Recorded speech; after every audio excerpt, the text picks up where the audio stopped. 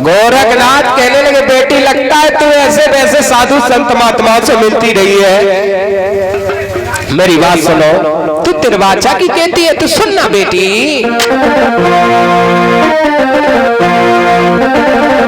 सुन बेटी बाचल, तिरवाचा की कह रही है तो सुन। भैया सूरज की तिरवाचा बिटिया में भरता हूँ और नहीं पीछे कदम हटाऊंगा, सौगंध गुरु की खाता हूँ नहीं पीछे कदम हटाऊंगा।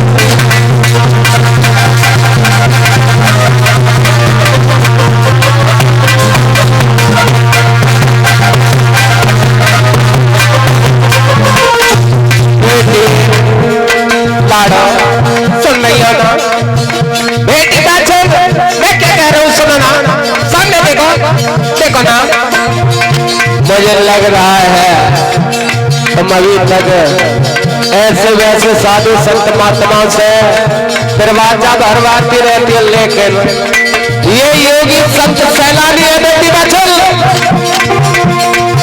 तेरे बाजा बिटिया में भरता हूँ मैं पीछे कदम हटाऊंगा, सौगंध में मच्छर की खाता हूँ तेरी नजर में बिटिया आऊंगा।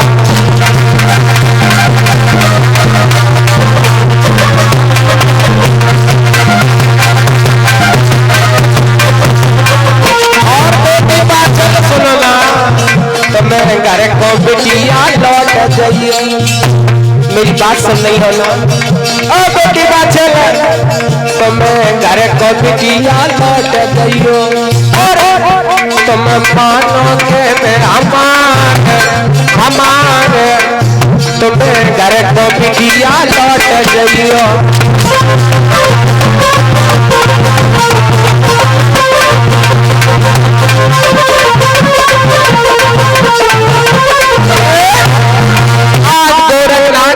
बेटी जाओ, मैं तेरे बाचा भरता हूँ, अपने गुरु मच्छर नाथ की सौगंध खा रहा हूँ, मैं तुम्हारी नगरी में अवश्य आऊंगा।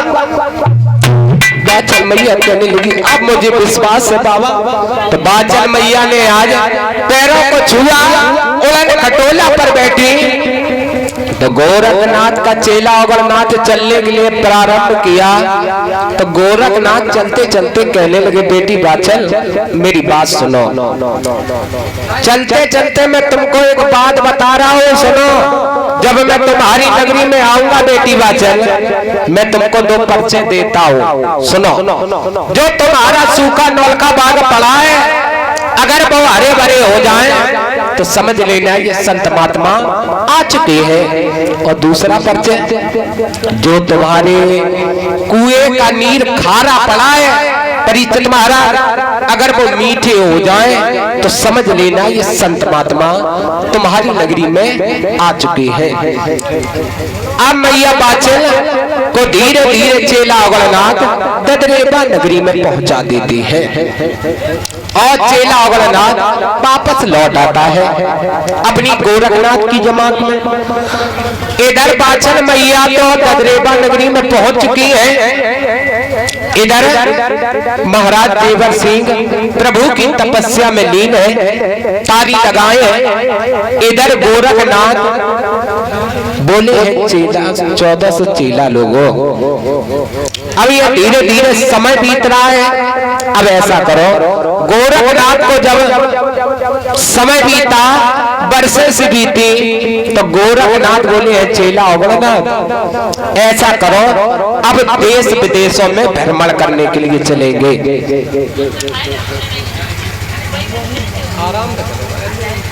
परिचित महाराज बताया गया है कि गोरखनाथ ने और 1400 चेला लोगों ने पहला भ्रमण किया था, कहां?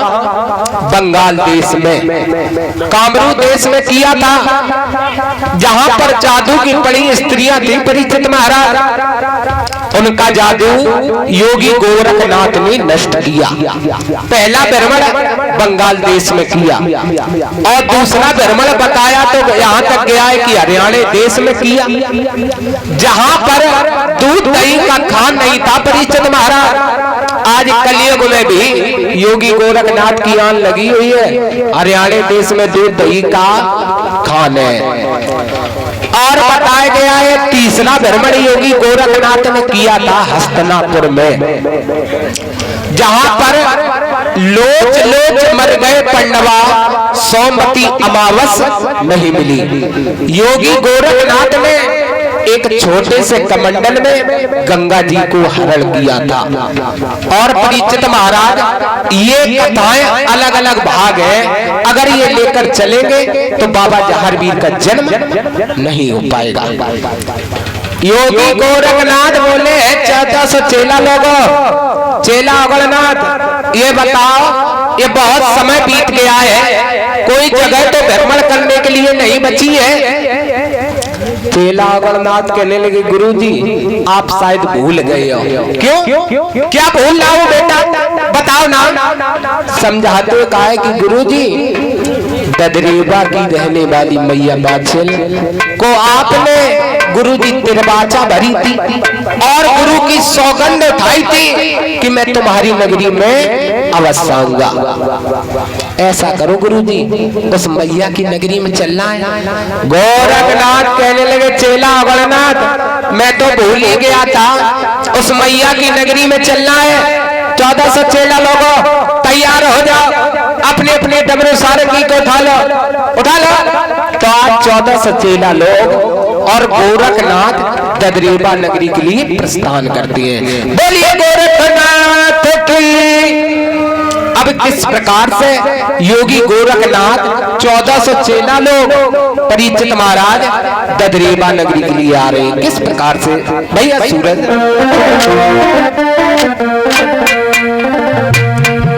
बाबा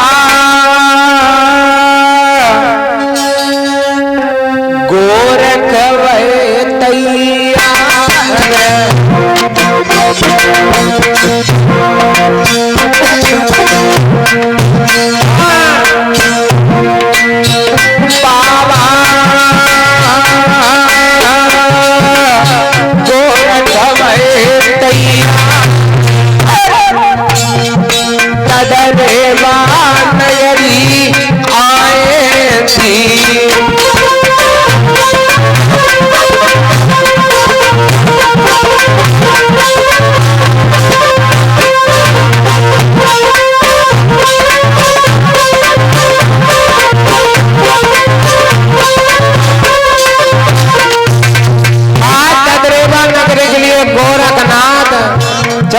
चेला लोग तैयार हुए बाजी वालों।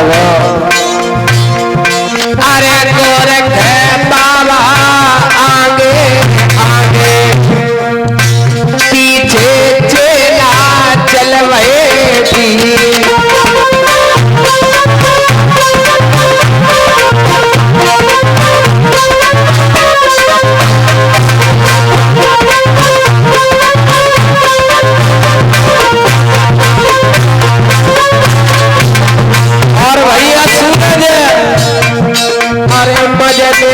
मजले बाबा चलवे,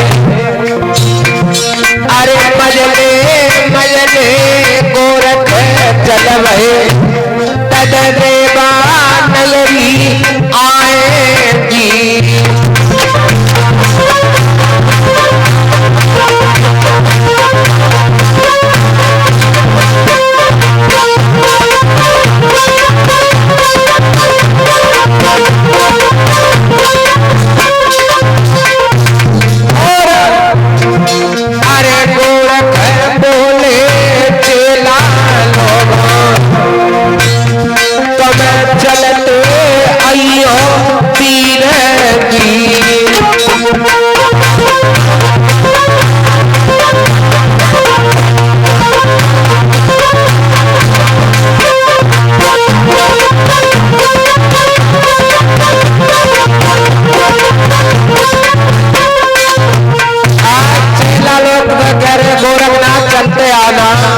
कैसे पीछे खींच रहे हो, चलते आना भैया थोड़ी देर के बाद गोरख दल रे बात आयो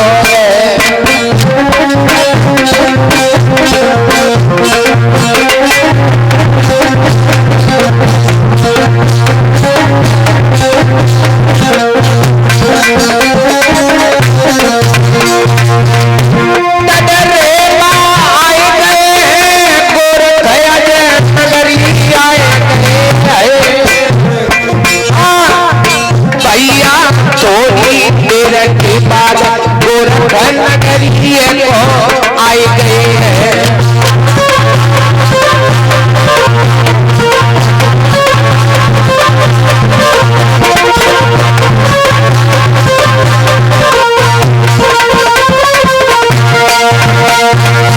गोरखनाथ ददरेवा नगरी में आ जाते हैं। कहां पर?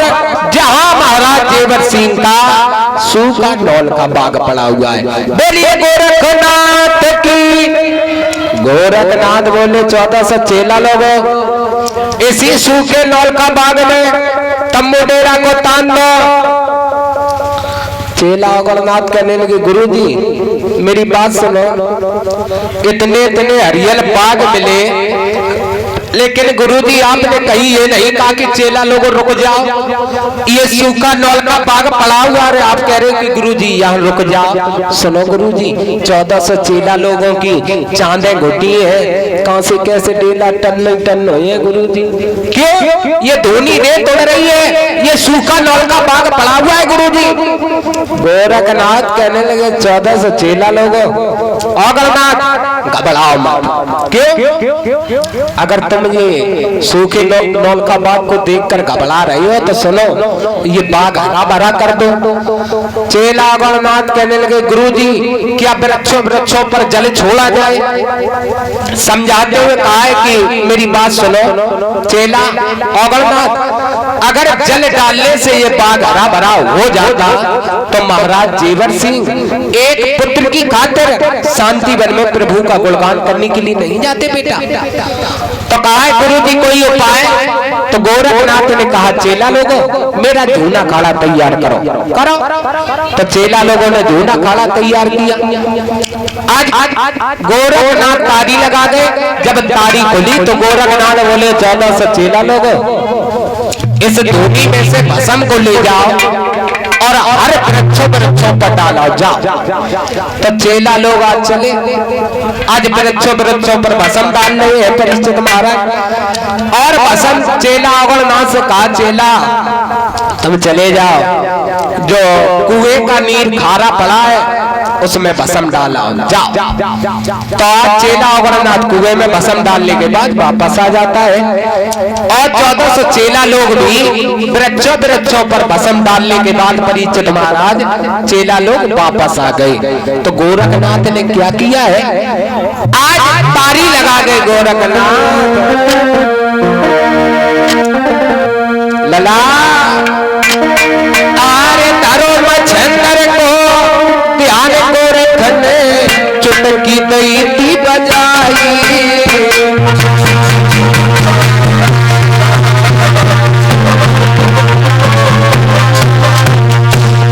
बाजू वालों होना क्या था? गोरखनाथ ने आज तारी लगाई, अपने गुरु मच्छंदनाथ का ध्यान किया। बाजी वालों को गुरुजी मेरी लाज बचा लेना। गोरखनाथ ने चुटकी बजाया तो गजब हो। अरे तारो मच्छंदन तो ध्यान गोरखन चुटकी दई तू बजा।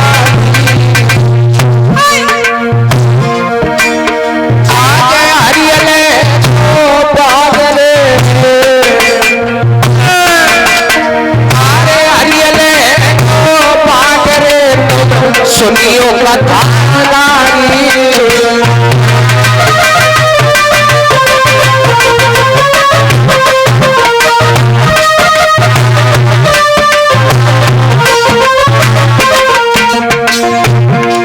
महाराज बागे हरियल अरे सादे खींचे लालो कर गई है। गोरखी को कार बगिया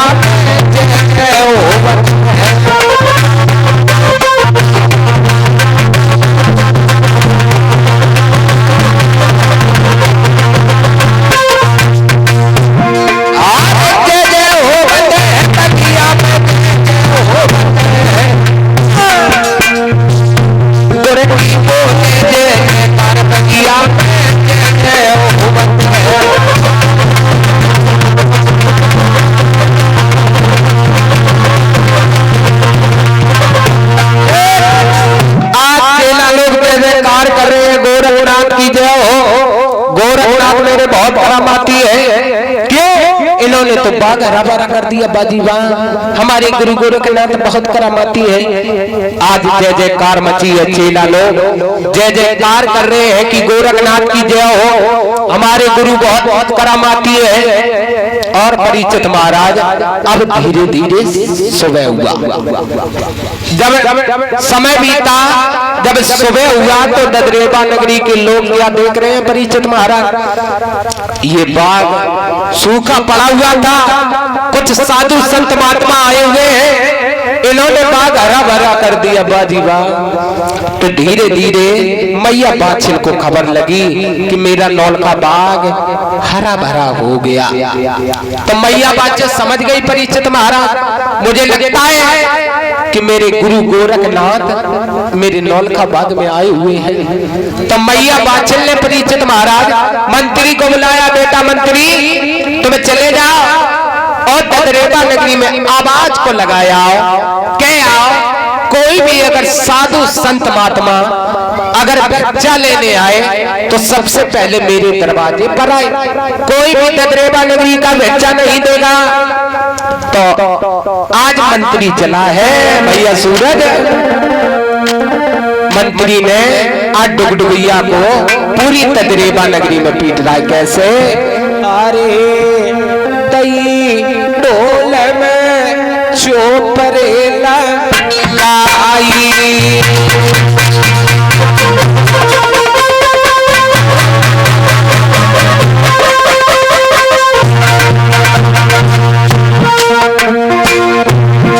आज मंत्री ददरेबा नगरी में आवाज लगा रहा है। ददरेबा नगरी के लोगों, कोई भी अगर साधु संत महात्मा भिक्षा लेने आए तो सबसे पहले मेरे दरवाजे मैया बाछिल के दरवाजे पर जाए।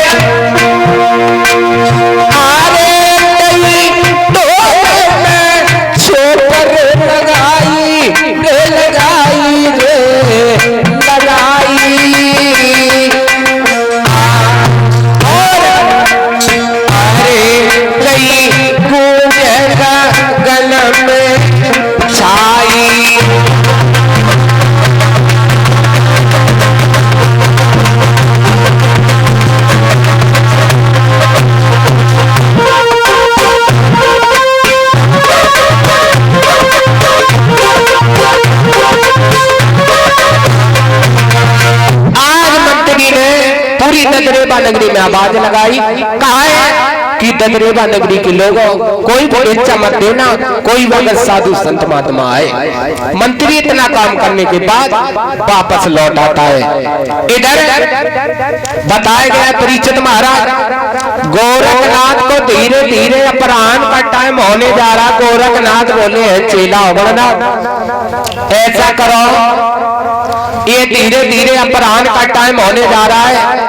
ददरेबा नगरी के लोग देखते हैं, कहते हैं बारे बाबा बाबा बहुत करम आती है, इन्होंने बाग हरा भरा कर दिया। लेकिन चेला कोई खाने पीने के लिए पूछता ही नहीं है। बाबा तुम भूखे हो या प्यासे?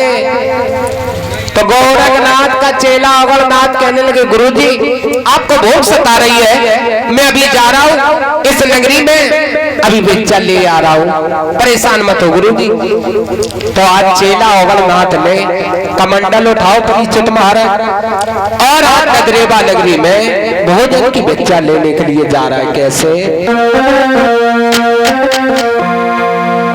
चला अवगणनाथ?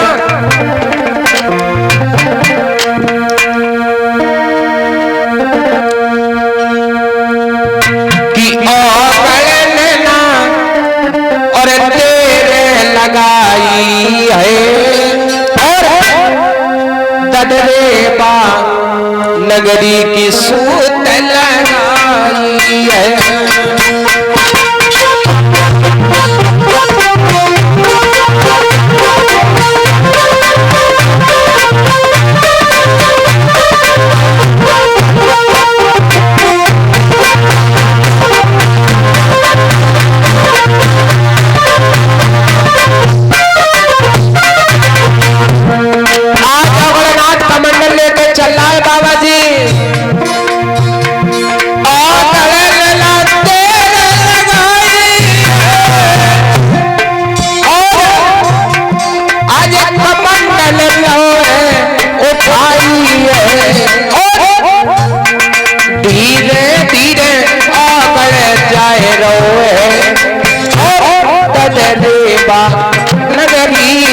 आई है।